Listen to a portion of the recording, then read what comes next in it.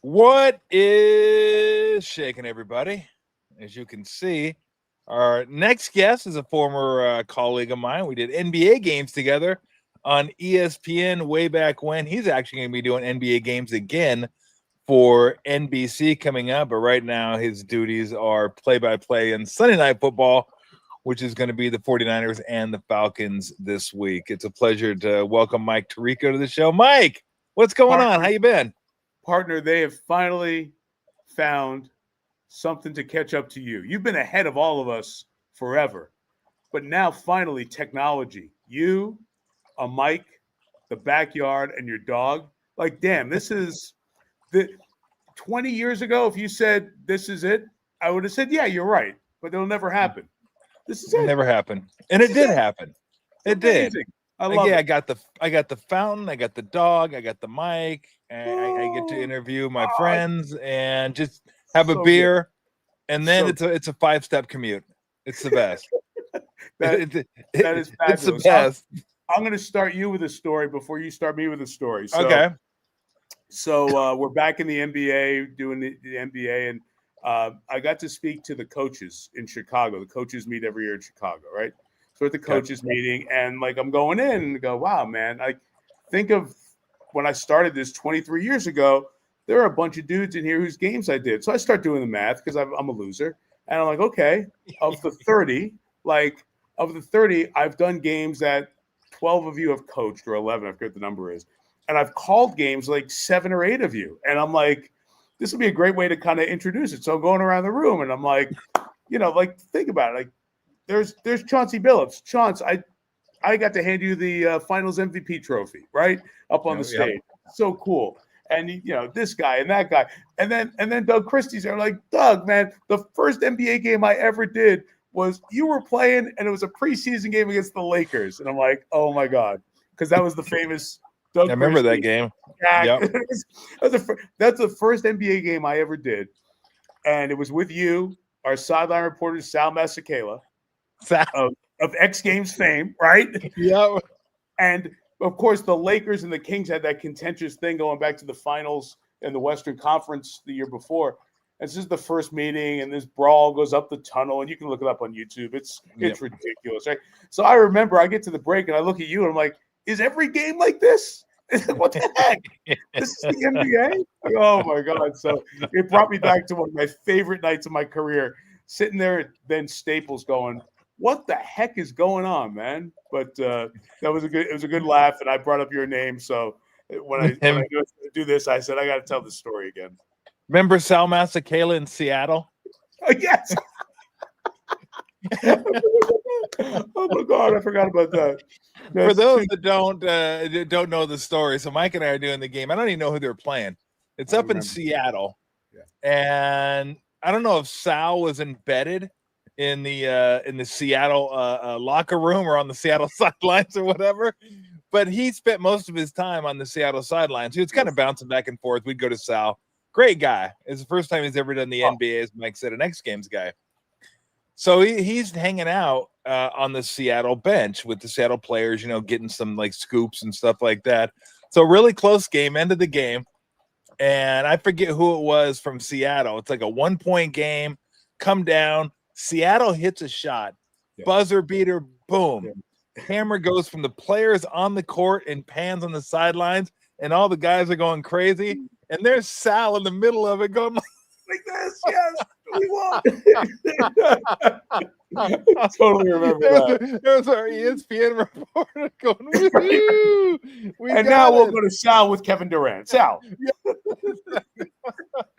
Oh man, those were wild. Those were wild. Well, I want to get to a little bit of the NBA, but good. Let's start with the NFL and the game you're going to be doing this weekend, the Niners and the Falcons. And I don't know that I've ever seen anything like this. Not just the injuries the Niners are facing, it's the NFL. All teams face injuries, but the star power, the salary that's been on the bench week after week after week. You remember seeing anything like this? Yeah, it's funny. We just left Detroit, and the Lions, if you took their top 6 cornerbacks going into the season, 5 of them were out last week. Yep. Like all one spot, they've been devastated. Like they were devastated on the D line. The thing with the Niners, though, it's okay. Here's your quarterback you just paid. Here's the receiver who's coming in healthy and finally going to see some of the promise with Pearsall. And then it's Jennings, your other receiver who you can count on. And then it's Bosa up front, and then it's Fred Warner. And that's just like, there's no way. Like, of all the people, when you're rebuilding a defense, you got this young, all gas, no brakes, solid version 2, and then you lose the guy who can kind of steer that all gas, no brakes young crew. It's like, what do we do? Yet, Tom, they lead the division. Yeah. And the division wins already in the bank that other people will not get as this year goes on. It's strangely odd, and they could very much find themselves, at 7-4, 8-5 with a great chance in December. And right now, that's the way a lot of the teams in the league are kind of positioned. Mac Jones seems like one of the best offseason signings in the NFL right now, doesn't he? He does. And like a lot of people get paid a lot of money to look at a lot of stuff, right? In the analytics world and all this. Maybe somebody's going to realize, you know what? I'm not going to listen to the noise of my young quarterback isn't ready. I'm going to give him a year. I'm going to let him figure it out. Maybe I'm going to be patient, give him a couple of years. Because guess what? These guys are all resurrected and playing well. And that includes Jared Goff in Detroit and Baker Mayfield in Tampa. And we can go all the way with Daniel Jones with Indianapolis. And Mac Jones is another guy, drafted 15th overall. When you really think about it, he had a year at Bama and then was with teams in New England and Jacksonville that were not the most talented teams. And now he comes to a guy who gets quarterbacks, and he looks like a different guy. Why is it that everybody who kind of – John Gruden had a line about Bill Walsh when I worked with John. He's like, some people think that they're West Coast offense guys because they use the same restroom that Bill Walsh did in San Francisco, right? No, you're not, right? It's because you're there. So it's not because these guys go to Minnesota or LA or San Francisco.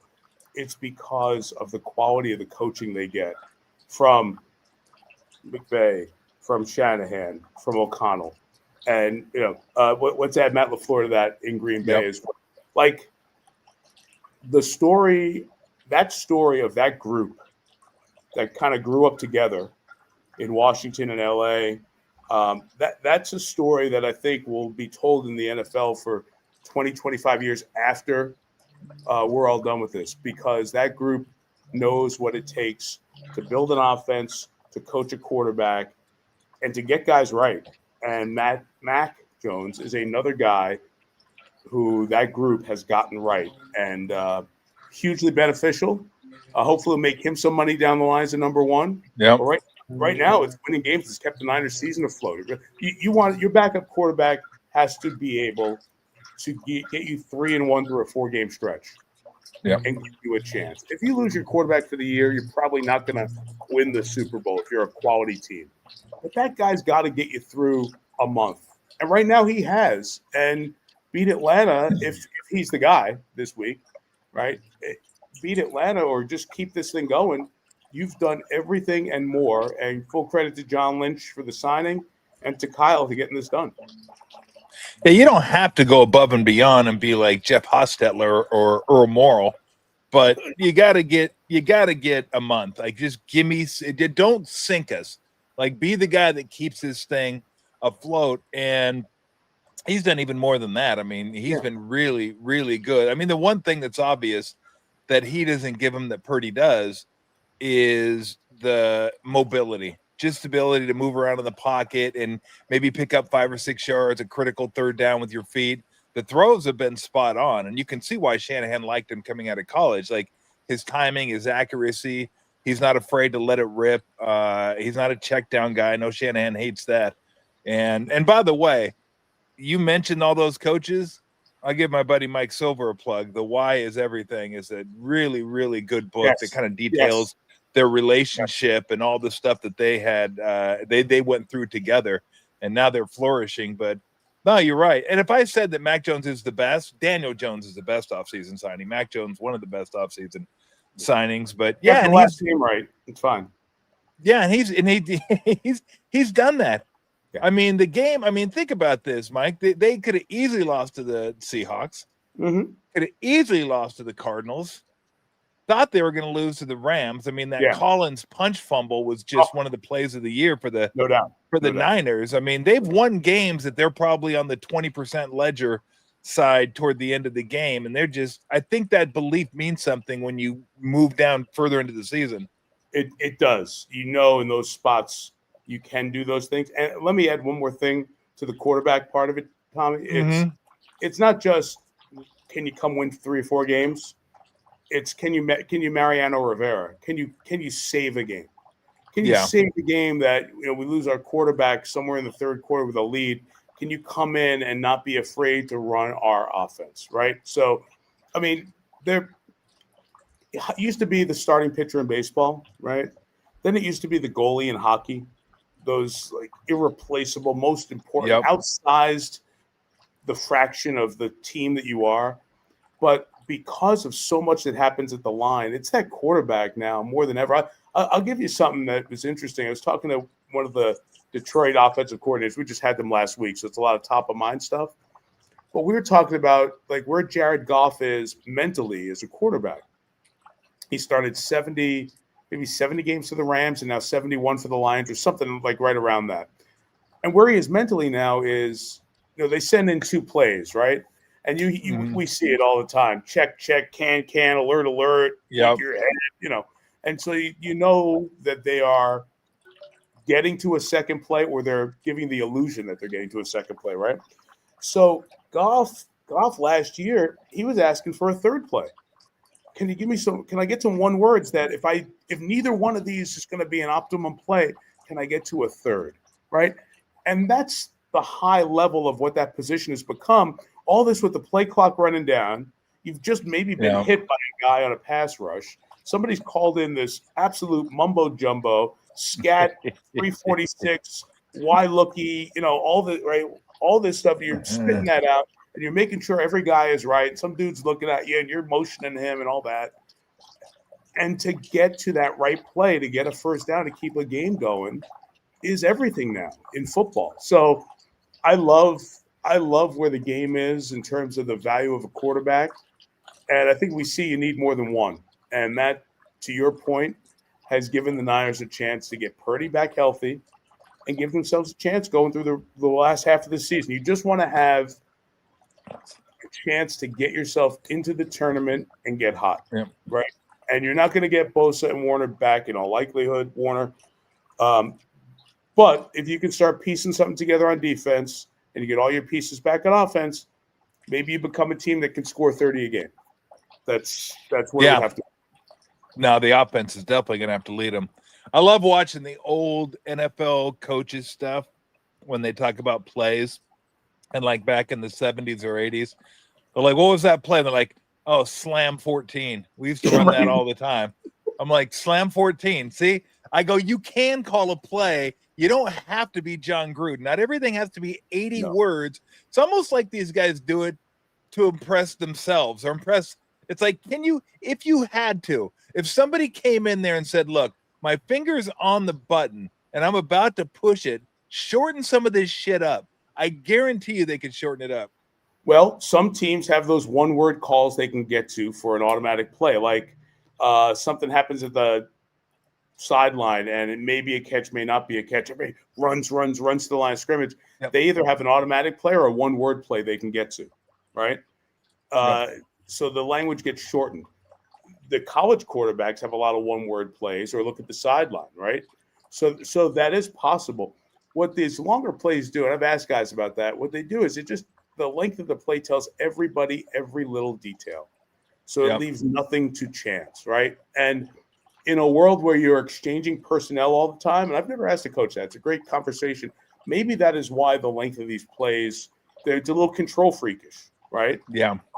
But when you think about it, with the right guy calling that play in the huddle, those long play call teams execute pretty well. Sometimes they get in their own way, But by and large, they set guys up so you know everything, and I've planned everything for you. Just go execute. So I hear you with the I like basketball. Basketball is great. Oh, 4 down. Oh, you're going to throw it to Duncan 4 down. on the box? Oh, okay. Great.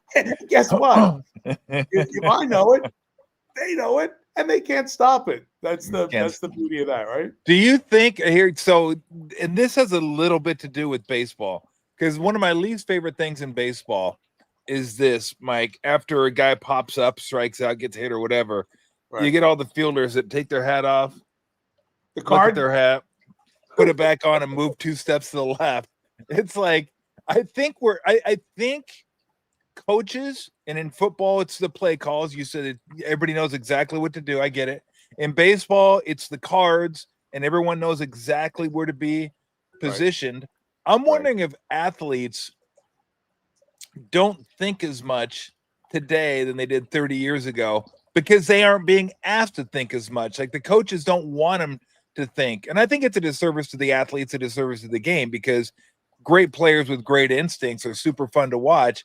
It's almost like they're weeding that out of the game by taking care of every little contingency and saying, we got it. Don't worry about it. You don't need to be on the top step watching the game and watching a swing and watching how the pitcher's pitching to kind of get a feel for where you should be positioned. We'll tell you where to be positioned. And I think the game kind of loses a little something because of it. It does. It does in some way for those of us who have been watching it for a long time. But 2 things came to mind when you said that. One is baseball. We live in Michigan. I don't cover baseball. I've been a Tiger season ticket for 25 years. I love baseball. Like, I am amazed. I'll see a ball hit. I'm like, oh, a hit. Oh, why is he playing right there? Right? The scouting's incredible. They're always in the right spot. Damn. Okay, now I know why he's looking at that little card, right? So that's one thing. Here's the other one.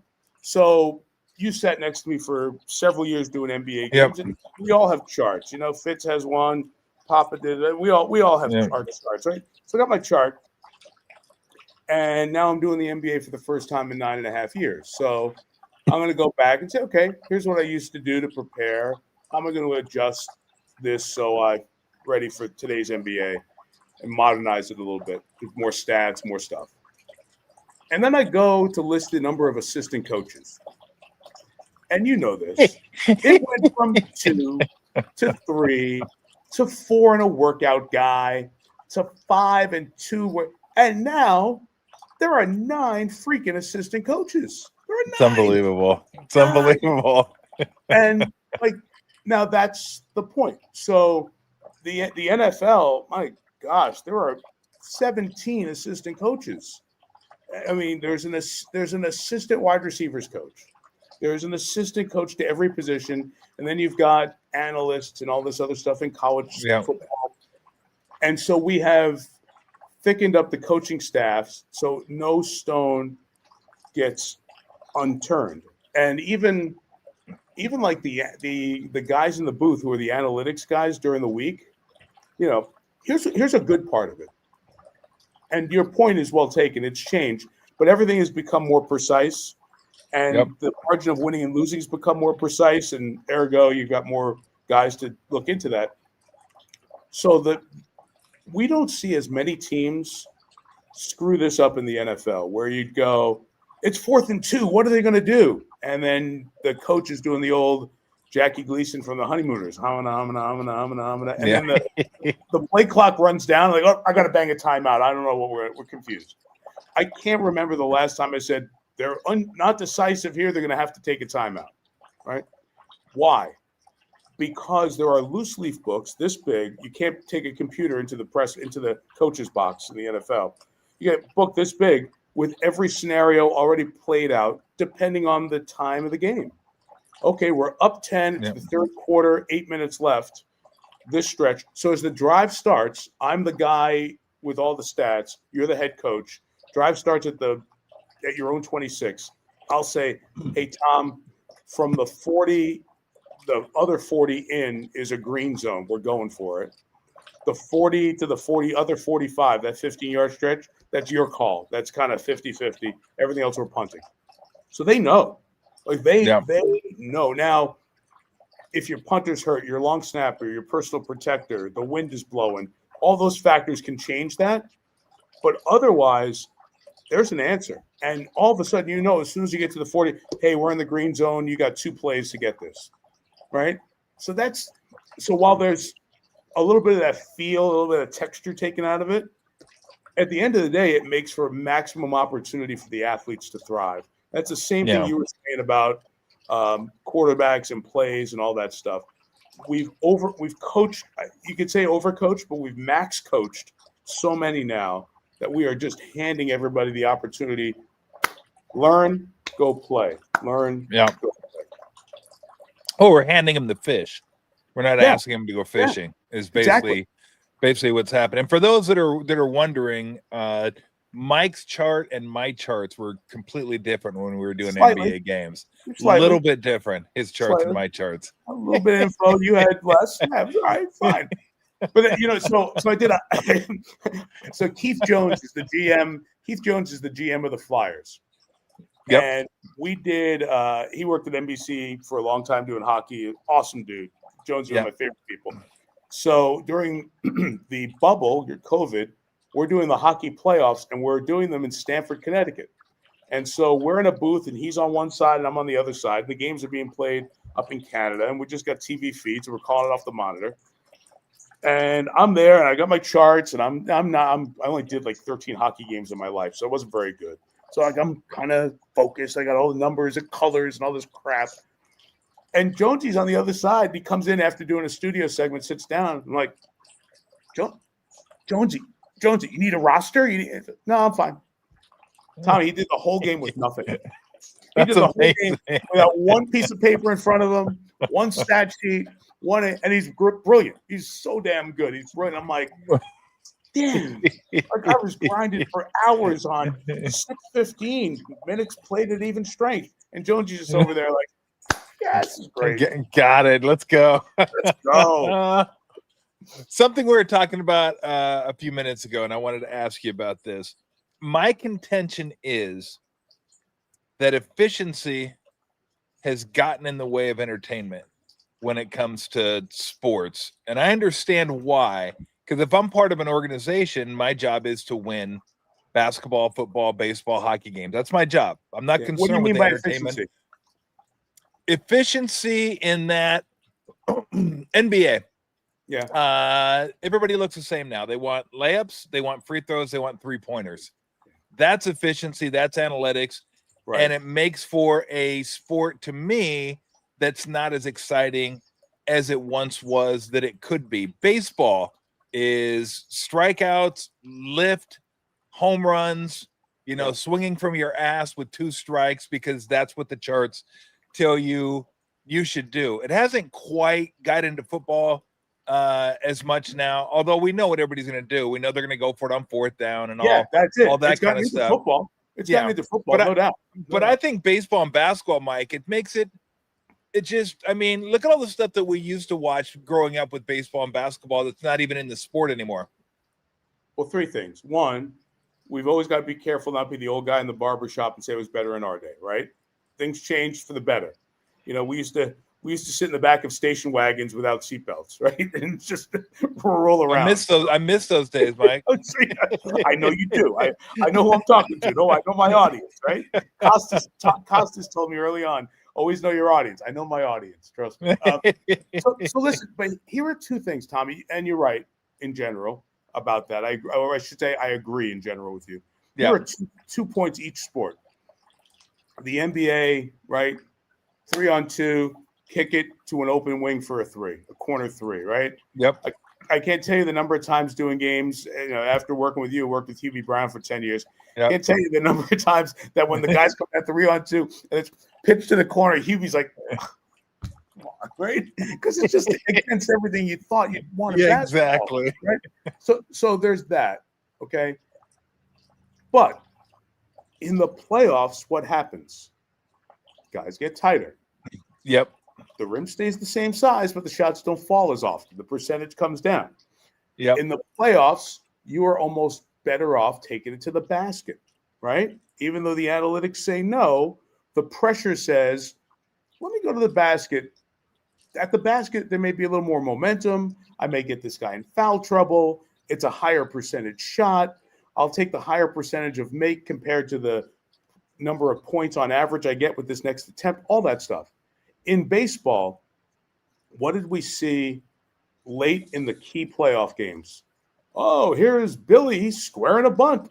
It's his second sacrifice in 3 years, right? because in the games that matter the most, the margins become smaller and the teams are more evenly matched.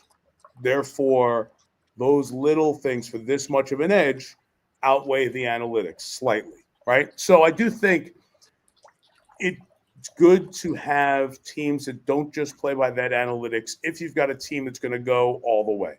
If you got a team at the end of the football season, going for it on fourth down is great.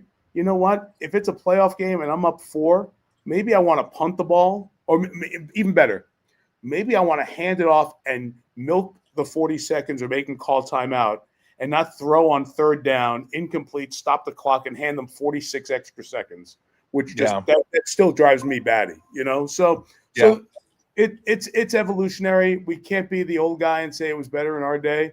But every once in a while, our day comes back, and you're like, I told you guys, right? It's not all analytics.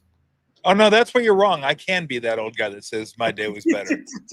I'm not going to say it was completely better. And I got to show you something real quick. I think you'll get a kick out of this. This is what else I have back here. Oh, get out! Get out! This is Brownie. Brownie's cruising around. You haven't seen the cats yet, but the bunny comes over here when I'm doing the show, and now she'll just cruise around. I got a zoo over here. We got an absolute zoo over here. Top 10. I hate to do this to you, but I got like 4 minutes because I got to talk to a special teams coach from the Falcons.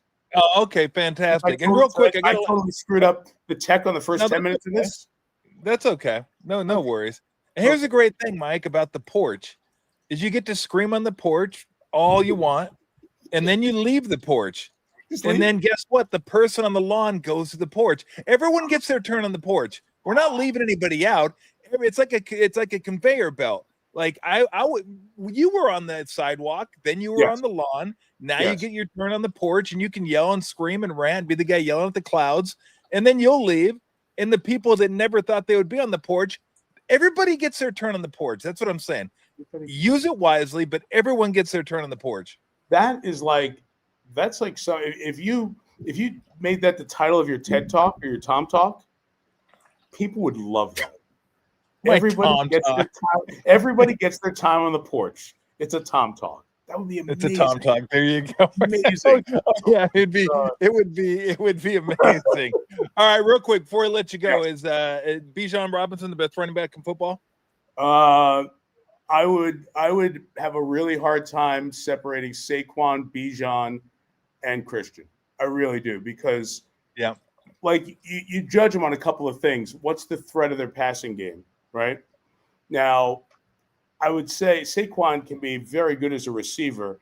I think Christian and Bijan are at another level receiver-wise, right? If I've got a power get 3 or 4 yards and dump truck people, I think Saquon would be ahead of Bijan and CMC.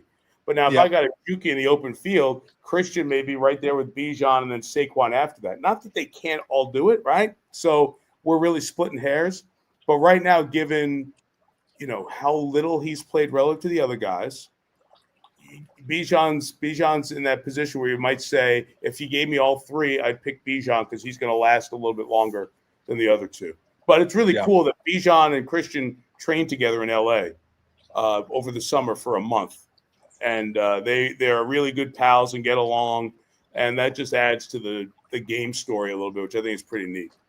Now, both amazing runners, both amazing coming out of the backfield, catching balls. And that's the great thing about Christian. Crazy thing about Christian this year. He's not running the ball where the damn, but he's got to lap the field in receiving catches and yards by a running back this year. Has to.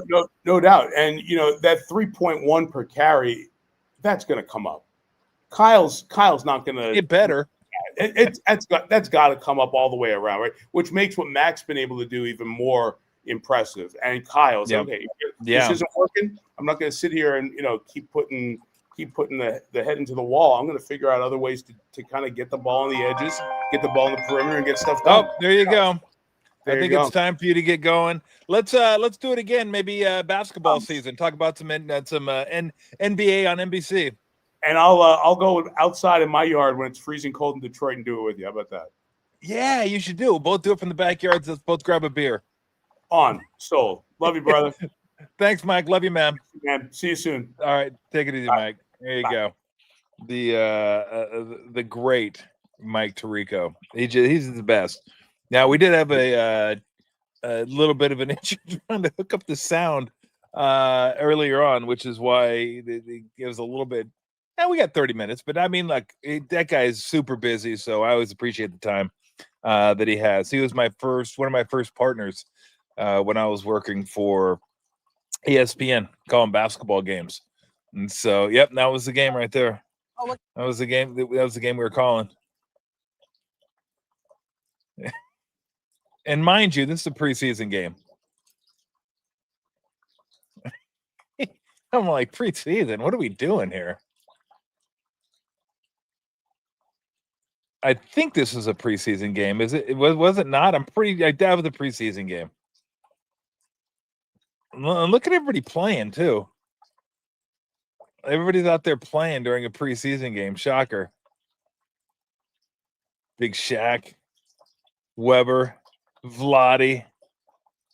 Vlade probably wanted to get kicked out so he can go have a smoke. Dude, let me go smoke some. Yeah, we were down there doing the game. I think that was the first game we did together, and maybe might have been the first game on ESPN. One of the first games. Well, I don't know if it was the first game on ESPN. Could have been though, because it's not like you show a lot of preseason games on ESPN. But that was pretty amazing. You're fighting. That's back when the Kings and the Lakers. It was on. It was absolutely on. I love that era. Kings may have been, even to this day, the best executing half-court basketball team that I've ever seen. They were incredible in the half court. Bibby running the show. Weber and Divac playing high post basketball. They're passing. They may have been the best passing big man tandem the NBA's ever seen. There have been better big men passers. Sabonis, Walton, Joker. Probably missing a few in there. But those two together, your 5 and your 4, they could pass the way they passed. Amazing. Stojakovic was a dead-eye shooter and coming off screens and moving without the ball. And then Doug Christie was your kind of prototypical 3-and-D guy where he'd just get up in you, and he was the guy that would guard Kobe when they matched up. But just great matchups, and did not love each other, as you could tell. Preseason. Let's go. Let's get in the tunnel and get after it. So that was fun. So hopefully get a chance to talk to Mike maybe during the NBA season. Have him come on. I'm looking forward. It's funny that NBC's been away from basketball for 20 years. I guess they were so tight with Jordan. NBC loved Jordan so much they decided to skip the entire LeBron era. They said, we don't want to have anything to do with LeBron. We're still Team Michael. NBC made a lot of money off Michael. Let's just, in honor of Michael and in deference to Michael, let's just skip LeBron's career. They'll get back for a year. Get back for a year or two of LeBron's career, but that's how long they've been gone. They missed the whole damn thing.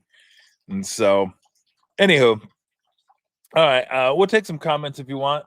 We'll be back tomorrow. Greg Cosell is going to join me tomorrow. And again, this is the part I love about this show is that I get to talk to people that I haven't talked to in a while, that I've worked with. Tirico being one of them, Greg Cosell. When I was doing radio, he'd come on once a week, did the show with him. Love Greg. It'd be fun to talk to him about the Niners, about Mac Jones, about the running game, and why the running game isn't isn't working as well as it could. I mean, it's pretty easy. It's the offensive line. Philadelphia this year, offensive line. You wonder why Saquon Barkley's not doing what Saquon Barkley did last year? Offensive line. You wonder why Philly's kind of scuffling this year, even though they're winning some games? Offensive line and defensive line, not as dominant as it has been. That's just where the game's won. I mean, it's not surprising. I mean, the running backs, the quarterbacks, the receivers, skill position, all those guys are the ones that get all the credit. But it's the offensive line and the defensive line. So I can't wait. I can't believe we're like, what are we about 5 days away from the opening season? Warriors go down to LA, and then they got the Nuggets on Thursday. It's a tough two banger. LeBron's going to be out for game 1. Yeah, but so I was I might have got to this. I'll have to wait and find out. What do you want? Bunny's being needy right now. Bunny's just like, well, what do you got? What do you got for me? What are we doing? I'm gonna go outside. I gotta go outside and fix our ghosts. We got ghosts, like inflatable ghosts that Weston got, and they're deflating somehow. So that's my day. I get to go outside and try to fix those ghosts, get them to stand erect. Okay. I need the Viagra ghost. I don't need a flaccid, limp ghost. I need erect ghost, what I need. So I go out there and check that out. But if we have any comments, go ahead and throw them up there. What do we? Oh God, here we go. Go ahead. It's your birthday today. Oh! I don't think I ever saw the video of this. Oh! Rock and roll, let's celebrate. Celebrate, we lose control and you cut the cake. The night is yours, destiny awaits. Oh, wait, so share toast with your closest mates. It's your birthday. What kind of dope are you on? Look at this.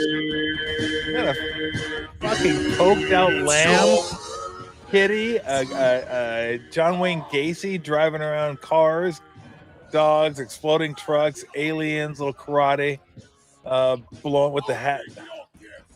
Now this was a B. Smith, a Brian Smith production way back in the day. I have no idea where Brian Smith found this, but it lived on.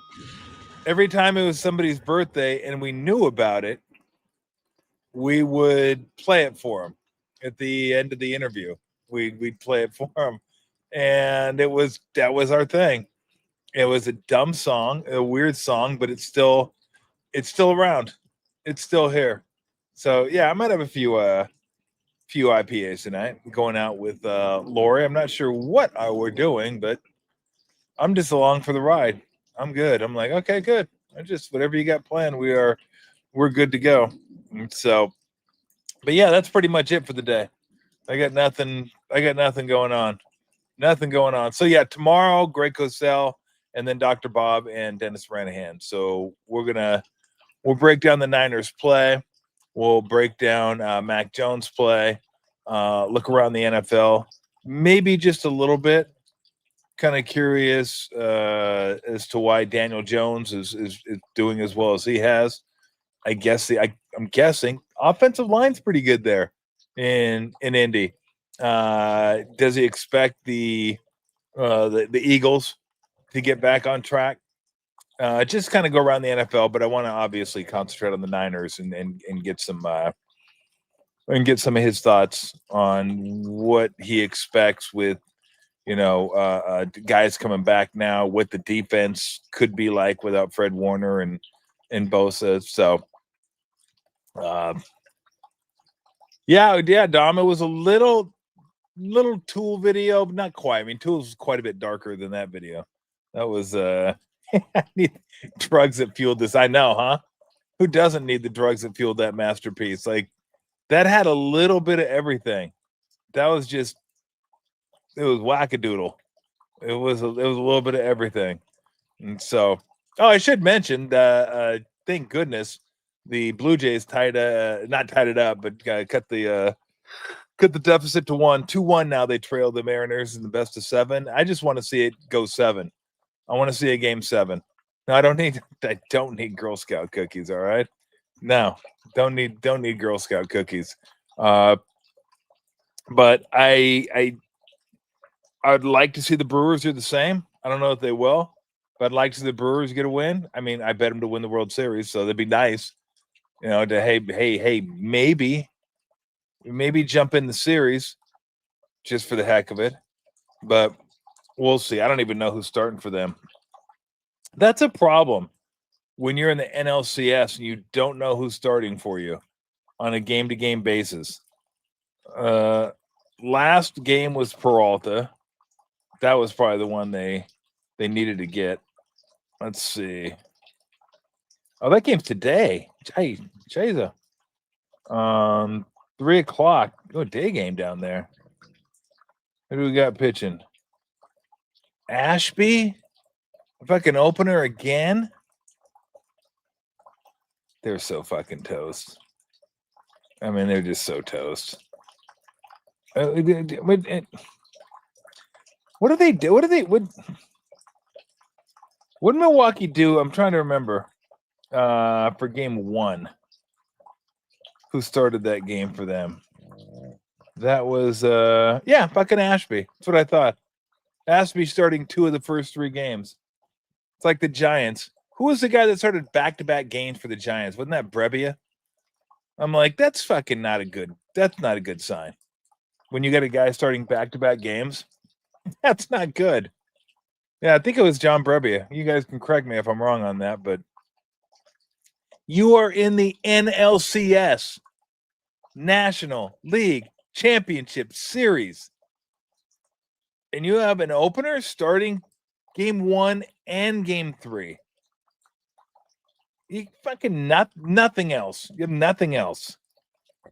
These guys are rolling out Snell, Yamamoto. Oh, by the way, we'll just throw Glass now in game 3, and then we'll do Ohtani. Just for the hell of it. We got 4 guys that can dominate you, and we've only unleashed 2 of them. So the Brewers are in deep trouble.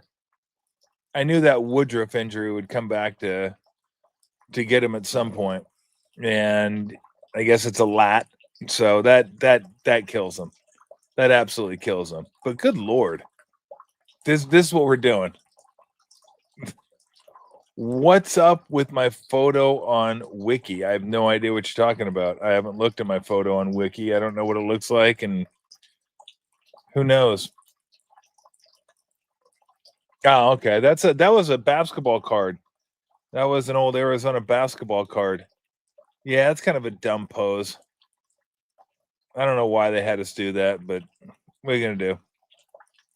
What you gonna do? You just do what they tell you to and move on. You know what? I was like, hey. No, I haven't taken Lou anywhere. Lou doesn't get to go. Lou's not the most well-behaved dog. Huh. Thank you for all your birthday wishes, everybody. Appreciate it. But I got a good day. I don't know what I'm doing today. Again, I don't know what I'm doing. My wife Lori's taking me out, so maybe I'll watch the baseball games when I get back. But I will be back with you tomorrow. Definitely drink. Don't drink in honor of me though. Just drink. Exactly. Fucking Ashby. That's what I'm saying. Fucking Ashby. It's not like they got a whole. It's not like they got a lot of options. And look, I know if they had better options, they would take them. But it's just sad that that's what it's come to. Again, more Smoltz, it ain't. Remember the pitching matchups back in the day? I know Mike said, don't be the old guy saying my day was better. Well, God damn it. A lot of it was. And today's game's fine. And I love a lot about today's game in all sports, and it's okay. It's okay. I'm entering my prime porch years. where I still care enough if you get on the porch and yell a little bit and say, this is bullshit, this is garbage, what are we doing? What's all this crap? At some point, you just don't care anymore. Then you go to pigeon feeding. So you go from the porch to the park. And when you're at the park, then you just feed the pigeons and you don't give a shit anymore. You know those guys that you see, girls, they're in like their shower shoes or their flip-flops and sweats, and it looks like they haven't showered in a week, and they have like a ratty t-shirt on, and they have a bag full of seeds, and they're just feeding the pigeons. They're just taking and throwing. You know, the pigeons come around. You know, here you go. They're pigeon feeding. If they fucking pigeon feeders, they don't give a shit. Like, that's after the porch. So I want to be on the porch because I still want to be passionate about what I'm watching and engage with what I'm watching and have opinions about what I'm watching. But at some point, you know, you just hit the park. They're like, oh, that's all they shoot is 3-pointers anymore? I don't give a shit. Who gives a shit? Everybody looks like thank you, Mom. Everybody looks at a card before every pitch. Don't care. Nobody can don't care. Just don't care. Just turn it on. It's just background to me now. Now, I don't know if I'll get to that point. I still watch enough sports that I care about how they're played, and I care about the entertainment value of sports. And I will stand on that. That efficiency is gotten in the way of entertainment in a lot of ways in sports. So anyway. All right, we're gonna get on out of here. I got three animals. Let me just show them to you. I'm gonna grab this camera right here, and there's Lou. Let's see if I can show you Bunny. So we got Lou, we got Bunny, and then over here, oh well, crap. She just left. And we got Kit. So we got 3 animals. I kind of like this. It's your birthday today. Anyway, I could be on. Maybe put me on the video. See, that's the thing. If I get too excited and start doing something, then she gets involved. She gets active. If I stay calm, then that's our deal. If I stay calm, then she'll stay calm.